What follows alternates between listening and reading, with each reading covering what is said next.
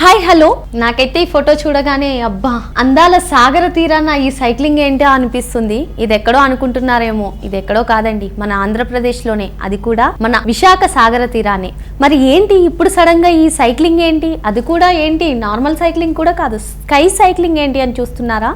చూసేద్దాం ఏంటో. కూటమి ప్రభుత్వం అధికారంలోకి వచ్చిన తర్వాత నుంచి మన పర్యాటక రంగానికి అయితే ప్రోత్సాహం చాలా అందిస్తుంది. మొన్నటికి మొన్న అమరావతిలో డ్రోన్ సమ్మిట్ చూసినట్లయితే ఒక్క డ్రోన్ సమ్మిట్ తోనే ఏకంగా 5 గిన్నిస్ బుక్ ఆఫ్ రికార్డ్స్ అయితే మనకు వచ్చింది చూసాం. అదేనా అంటే అది కూడా కాదు, ఇంకొకటి కూడా మొన్న ఈ మధ్య చేశారు మన చంద్రబాబు నాయుడు గారు. ఏంటి అంటే అది మన విజయవాడలోని పున్నమి ఘాట్ నుంచి శ్రీశైలం వరకు సీ ప్లేన్ లో చక్కగా జల విహారం చేశారు.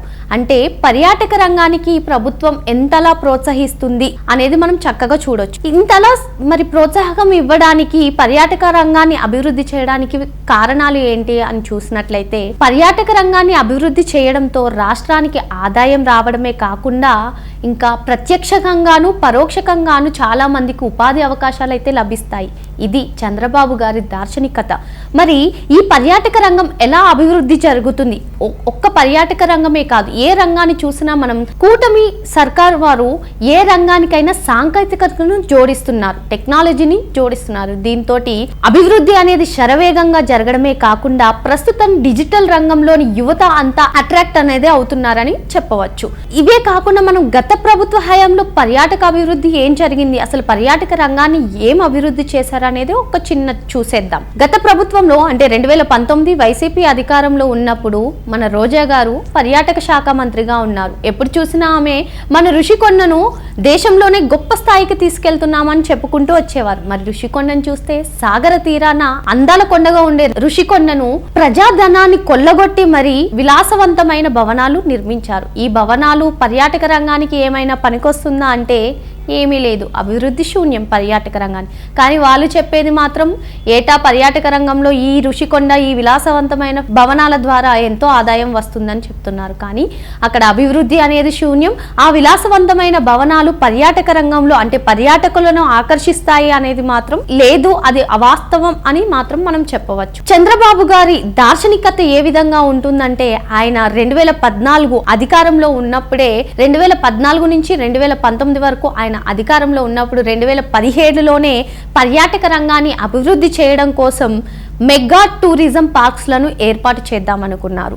అంటే జిల్లాకు ఏకంగా 3 మెగా టూరిజం పార్కులను ఏర్పాటు చేద్దామనుకున్నారు. దీనికి ప్రత్యేకంగా 500 కోట్ల బడ్జెట్ ను కూడా కేటాయిద్దాం అనుకున్నారు. ఇందులో భాగంగానే పల్నాడు జిల్లాలో ఏకంగా 950 ఎకరాలను సేకరించగా వైసీపీ ప్రభుత్వం అధికారంలో రావడంతో ఈ మెగా టూరిజం పార్క్స్ కి బ్రేక్స్ పడ్డాయి. ఇంకా చంద్రబాబు గారు హయాంలో ఉండగానే నాగార్జున సాగర్ చూసినా, అనుపుని చూసినా పర్యాటక రంగానికి ఎంతలా కృషి చేశారు అనేది తెలుస్తుంది.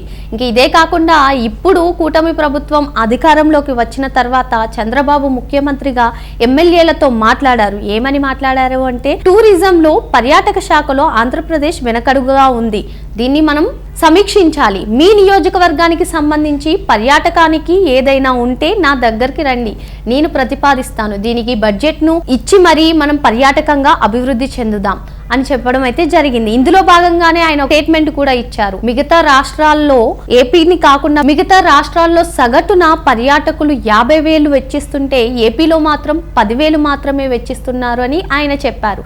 దీంతో మనం పర్యాటక రంగాన్ని అభివృద్ధి చేయాల్సింది ఎంతో ఉందని, బడ్జెట్ను కూడా కేటాయిస్తామని కూడా ఆయన ప్రతిపాదించడం జరిగింది. ఇంతేకాకుండా ఆంధ్రప్రదేశ్లో చూసినట్లయితే టాటా గ్రూప్స్ వాళ్ళు 20 హోటళ్లను ప్రారంభించడానికి సిద్ధంగా ఉన్నారు. ఇందులో భాగంగానే ముఖ్యమంత్రి నారా చంద్రబాబు నాయుడు గారు మిగతా ఎమ్మెల్యేలకు ఈ స్టేట్మెంట్ ఇవ్వడం అయితే జరిగింది. మీ నియోజకవర్గానికి సంబంధించి ఏదైనా పర్యాటకులకు అనుకూలంగా ఉన్న ప్లేస్లను అయితే చూడండి, మనం పర్యాటక రంగాన్ని అభివృద్ధి చేద్దాం.